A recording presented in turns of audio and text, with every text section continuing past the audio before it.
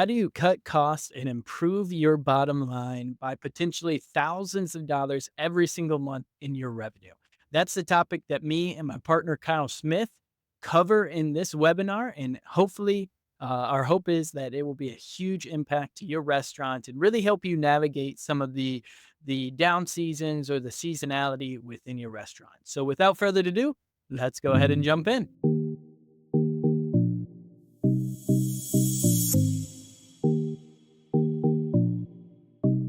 So super excited for everybody that could make it. We are going to run through several very important topics today for your restaurant.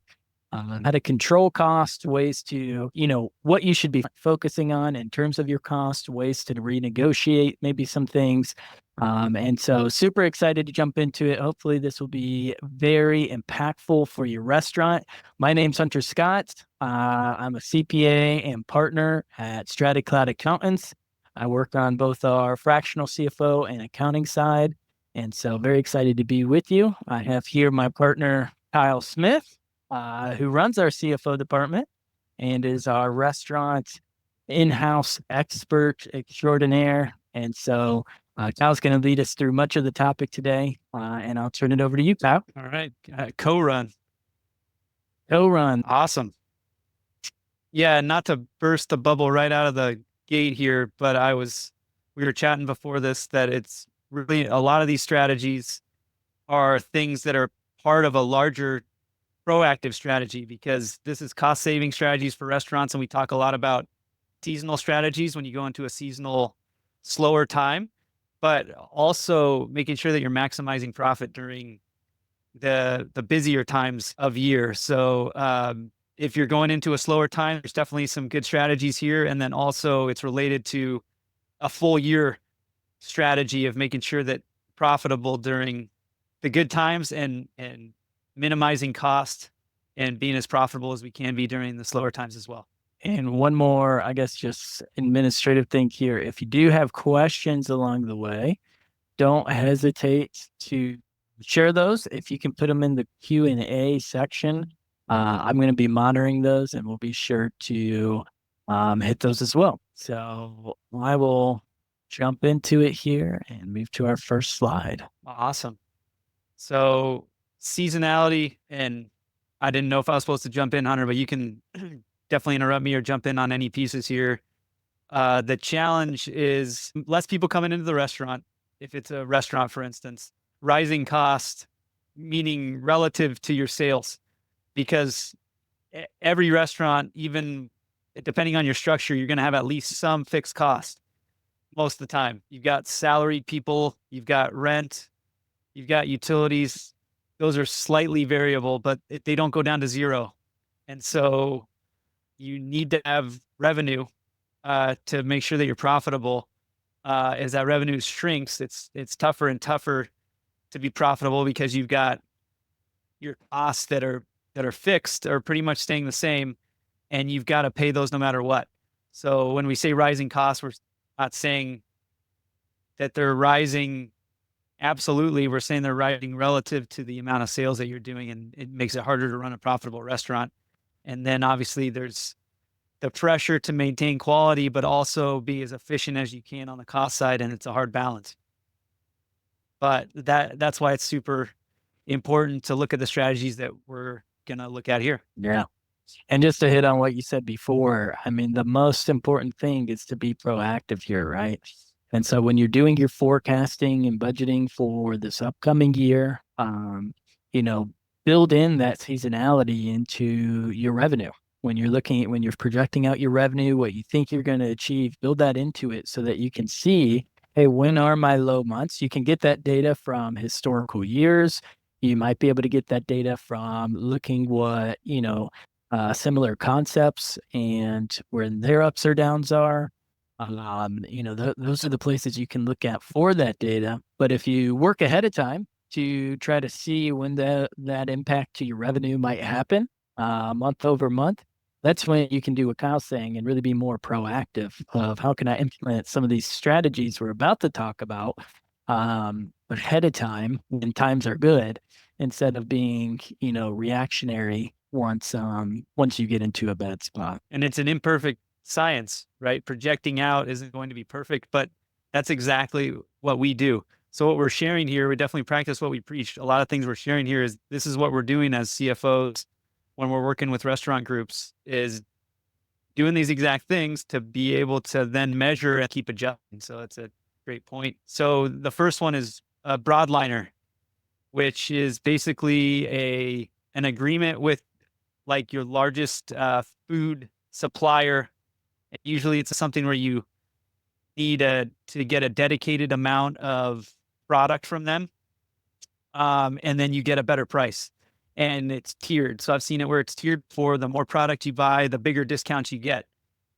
So it's super important that if you're a multi-unit operation, that you've got one of these in place and you're leveraging all of the buying power of your different locations to then hopefully get lower food cost.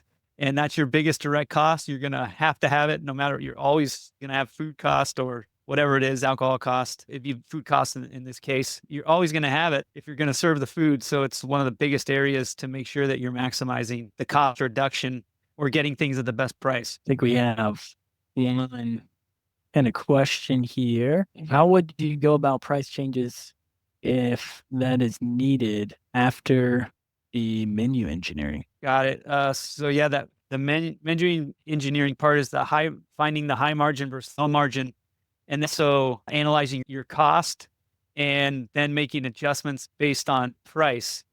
So what you can do there, Hunter, you mentioned it, is you can shop other places and get a sense of where their top line price is, and try to get a sense of where the market is. Because the key is you want to have your items priced where they're high enough to maximize margin, but not so high that you're turning people off and they're not purchasing the product. So a great example is we work with a group where they have a kiosk in the airport. In that case, you're going to have a lot of flexibility on price because people are getting on a flight and they don't have anywhere else to go, because they have a setup where there's no other alternatives but them. And in that case, they want to make sure that they're at least at market or at the very top of the market most times with their items, because when somebody's right about to get onto a plane and they want a beer, that's why the price at the airport is so expensive, is because they know that you don't have a lot of other options. So in a case like that, you're certainly wanting to look at your menu and making sure that you're priced correctly, so that the manager of that location, he's constantly going into the airport, shopping other areas and seeing where their price is and making sure they're not too low on anything, and taking advantage of everything they can. Because at the same time, they can't drive volume like you might be able to at another store with like marketing efforts, because people aren't going unless they're flying. So they're not going to pass by the kiosk unless they're flying somewhere. You're not going to convince people to go to an airport just to go to your kiosk. So that's one where they're limited on how much they can control stimulating demand with marketing, but they do have a lot of pricing power. So it's just understanding where you are and making those kind of adjustments, and shopping around is a big one. Yeah. I think the understanding where you are is huge. I've even heard of, multiple restaurants coming together and purchasing together, in order to take advantage of some of the Broadliner type discounts that they can get. It's probably a little bit harder to do and a little bit more rare, but if you have built that sort of community around you, or you're in a place where it's kind of like a food court style where it's multiple restaurants in one location, you might be able to take advantage of something like that to get some of these discounts on the food costs. Yeah, that's a great point. And it made me think of a related example. This was with Restaurant 365, a client of theirs. We don't work with them directly, but it was relayed to me that they worked with like a 160 location pizza place. And out of those 160 locations, there was 4 or 5 different Parmesan cheese types that they were ordering. And it was costing them, once they did the math and they were able to consolidate with one vendor and basically get a Broadliner for the Parmesan cheese, they were saving $160,000 a year across the concepts, which, 160 locations, that's not massive, but that's not tiny either. In a low margin industry, that is pretty significant. So it's certainly worth looking at that and making sure that you're getting the best price. Nice. We have one more question here, and sorry, your name is just coming up as anonymous, but this question is, I have a single location. What are some strategies to maybe take advantage of, a broadliner food discounts? I know we talked about it a little bit already, but anything else you can think of, Kyle? Um, this might not be the best. It's tough because you don't have the leverage. The broadliner, the reason they're giving you the discount is because you're a big revenue source to them, or relatively speaking. So if you're a single unit, it's tougher to have the leverage to negotiate price. You're not even you're probably in no position to negotiate price. But I have heard other areas where you can take advantage. Maybe we can provide it after this because I can't remember the name of the company, but they offer like pooled R&M maintenance services. So you get a much cheaper R&M, repair and maintenance service, than you would have if you just reached out to somebody. Because basically it's like repair and maintenance insurance. You pay a subscription fee and you have access to repair and maintenance folks when you need it, and you only pay the subscription. So it usually lowers the cost and it turns it into a fixed cost that you can project from month to month. So that might be an option to look into. Besides the food cost stuff, you can look at other cost items on your profit and loss statement and see, is there a way to bring those down, make them more predictable? Yeah. Speaking of, I'll move on to the next slide here because, yeah, I think this one will be relevant to the single location as well. Of how can you look at some of these other costs and potentially find some savings? Yeah. Huge one, credit card processing fees. Because if you're a restaurant that was kind of an upstart and you're growing and now you started with one location, now maybe you've got 5 or 6, you might have started with a certain company that everybody probably knows that I won't name here, and they're known for not giving a very good initial deal on credit card processing fees to use their POS system. And if that's the case, I have personal experience where it took months and months of calling, and there's people a lot that are specialized that we can recommend. Certainly, I know a few that specialize Yeah. just in reducing credit card processing fees, doing what I did, which was negotiate with this credit card processing vendor. And we were able to save one location that was pretty high volume. We were able to save them $5,000 a month. So that's how much credit Nice. card processing fees make a difference depending on your volume. And that's a huge one. Once again, it's tough if you are kind of just one location.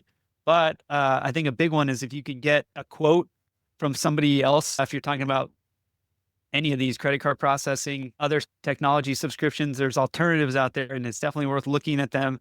And if you feel like you can get the same value for this, or more value for the same price, or the same value for less price, it's definitely worth getting serious about switching, because worst case, you can basically say that I'm going to switch, and a lot of the times your existing vendor is going to match. At least I've seen it multiple times myself, where the vendor has tried to save it and they've offered to match.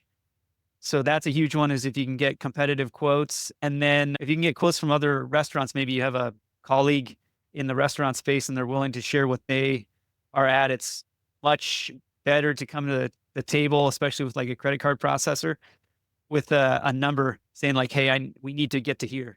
And then it's a lot better shot than just saying I need to get my fees lowered, because what they're going to do in that case is go back to their team and get the minimum amount. And then you're kind of stuck negotiating, when if you'd started with a lower number, maybe you could have ended with a lower number. So that would be my tips there. I'm certainly partially out of my lane here. I'm not a super expert on it, but I will say those were super helpful when we were negotiating with the credit card processing company, is getting alternative rates and knowing the number that we wanted to get to based on where we knew other folks in the industry were. What about the big one?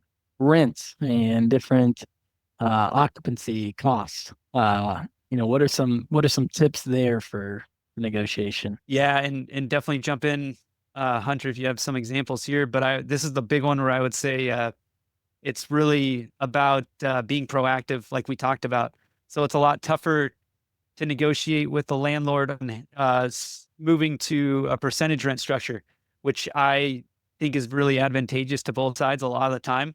It's just tough to negotiate that if you want to do it right after you had your seasonal high period and you're going into like a seasonal low period, because the landlord's going to have to wait to get through the low period back to the high period to be able to take advantage of a percentage rent structure, which I'm sure most people know, but I'll explain it anyways. It's where you can basically have a base rent amount that might be lower than it was before you have a share structure. But on the high end, you would be sharing some of the revenue with the landlord. So, and on seasonally higher periods, they're going to have higher rent than they would have gotten with a month to month stable base rent amount. And then the slower periods for you as a restaurateur, you're going to get a little bit less base rent, or maybe significantly less depending on the agreement. And so you'll be able to save more money during seasonal slow times. It basically changes rent from a fixed cost to kind of a hybrid variable cost, and both sides, the landlord and the tenant, which would be you, would be able to get some advantages from it. So it's a really advantageous structure, and it works. It's a lot. I think landlords are much more open to it compared to like just a straight rent reduction or deferral. But to be able to negotiate it, you want to do it at a time where maybe it's kind of in the middle between slow and busy for the restaurant or restaurants. And then that way it doesn't look like you're going into it one-sided. Yeah. Yeah. I mean, I was going to say you got to treat your landlord almost like your business partner. And you have to be proactive with him or her. You have to be considerate, right? Just like Kyle's saying, is you can't just wait until sales are going to decrease significantly and then try to do the negotiation of changing your rent to the percentage of sales. You also have to understand what you agreed with them, right? We just had a restaurant who the HVAC went out, and so whose responsibility is it to pay for that? Is it the landlord to do the big on the capex items? Is it your responsibility? Those are all things to think through ahead of time, because those can be pretty big surprises and really hurt your profitability if you're not expecting for it, if you're not budgeting for it, if you're not planning for it. And so the biggest thing I would stress here is you have to treat them like your business partner. You have to be proactive, and you just have to plan ahead and think through these things. Just like we said the whole time, before things get into a bad situation. And so that would be the biggest advice there. I agree with that. And that's the other piece. If you look at it like that, that also means that everything's on the table. The landlord wants you to succeed. Yeah. So don't think that you're necessarily limited. The worst that can happen, they would say no. If you're, in a tough spot, it's all about keeping the communication open so that, exactly like Hunter, you were saying, build those strong relationships, because everybody wants to win, and the landlord can't win if you're not, being profitable. Yeah. Yeah. It's a relationship type business, which leads us to workforce, where more proactive communication is certainly necessary. For sure. And this is definitely where this goes into operations heavy. So us finance people, at least I'm definitely out of my lane here, but I can talk about a couple of things that just we see on the finance side. Is one, acknowledging that it's much harder to control labor as a percentage of sales, hourly labor as a percentage of sales, even with slower revenue and slower sales, slower traffic, because it's just harder. It's the more sales you do, the easier it is to have a staff that doesn't scale up exactly 1-to-1. So you keep getting a slight advantage on your hourly revenue. This is generally speaking. And when sales are slower, it's just, you can't just keep cutting to keep your percentage of sales the same as it was when you were in a busier period. It's just, practically we know it's harder to do because it's not straight variable as a cost, your hourly labor, especially back of house. It just doesn't work like that. So that's the one thing to acknowledge. And then it goes back to what we were talking about, is if you can make sure you're as efficient as possible year round, and you're not wasteful or looking to maximize everything that you can during the busier periods. So you can, when it gets tougher, there's only so many things you can do on the labor side. And so all of these things I know restaurateurs are doing, adjusting staffing levels, offering flexible shifts. One thing that it's not on the slower times, it's on the busier times. We have a restaurant that gets extremely busy. And so it's hard for them to fully staff the front of the house when they get surges. And so they use a contract service to make sure that they have that outlet for demand for servers on front of house. And just because they're so busy at certain points during the week. So that's an option, is you can use those services, carefully, I would say, but it's just another option that you can do that helps make sure that in their case, they might eat it on cost in that case, but they're more than making up for it with the ability to turn tables and get more folks through and get a lot more revenue.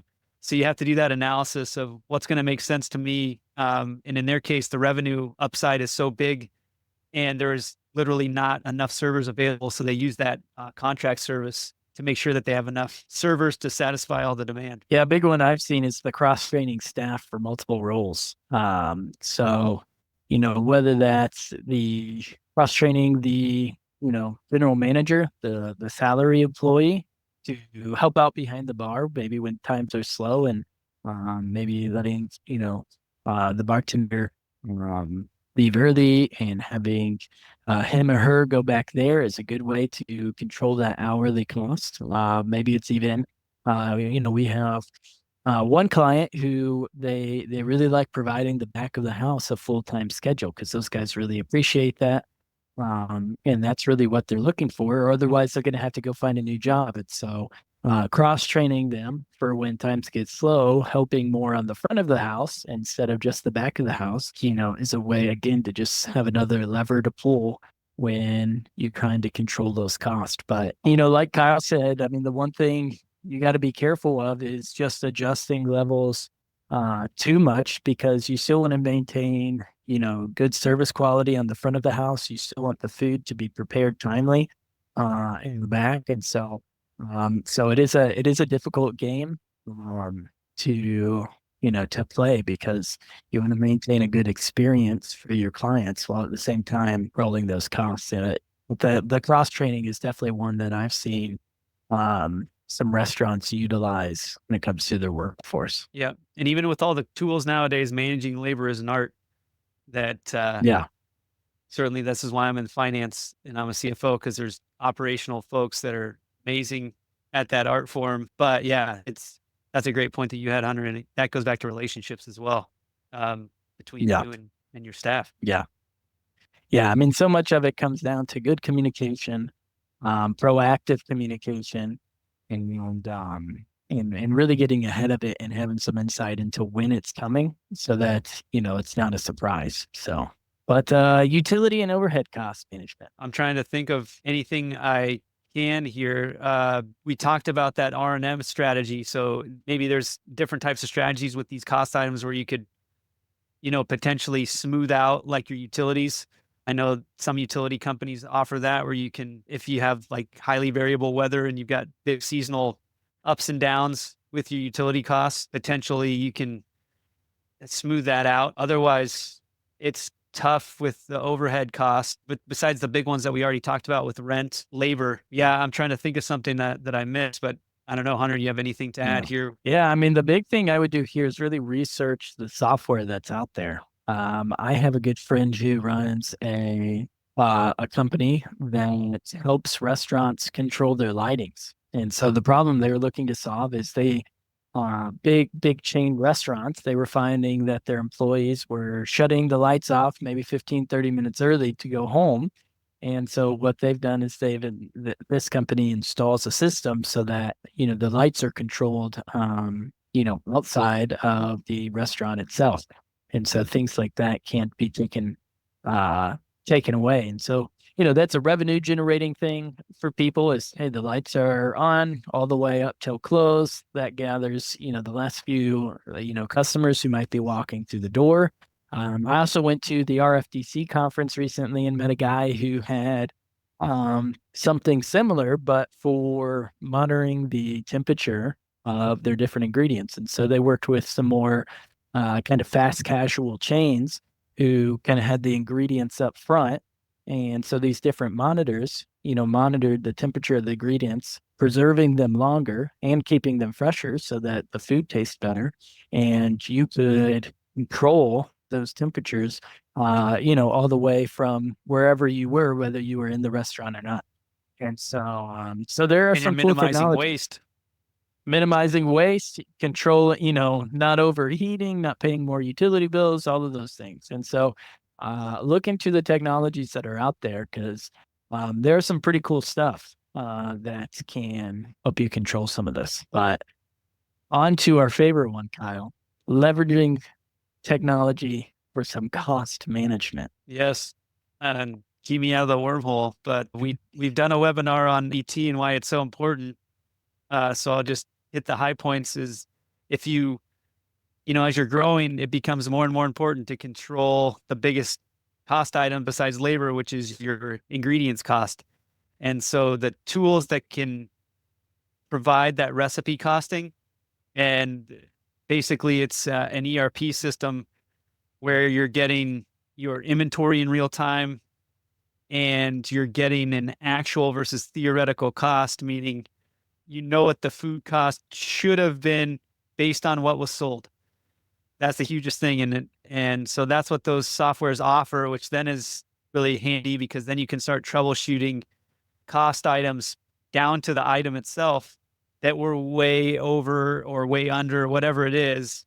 And know that as long as your recipes are accurate, that it's a usage issue with either waste theft or, usage inefficiency and like the recipe actually chefs making the food, for instance. So it's super handy, especially if you've got like the 160 pizza franchise. They're going to certainly want to know which, like Parmesan cheese, they're going to want to know if they're over what they should have spent as a percentage of sales based on this exact sales mix that they had versus what they actually did.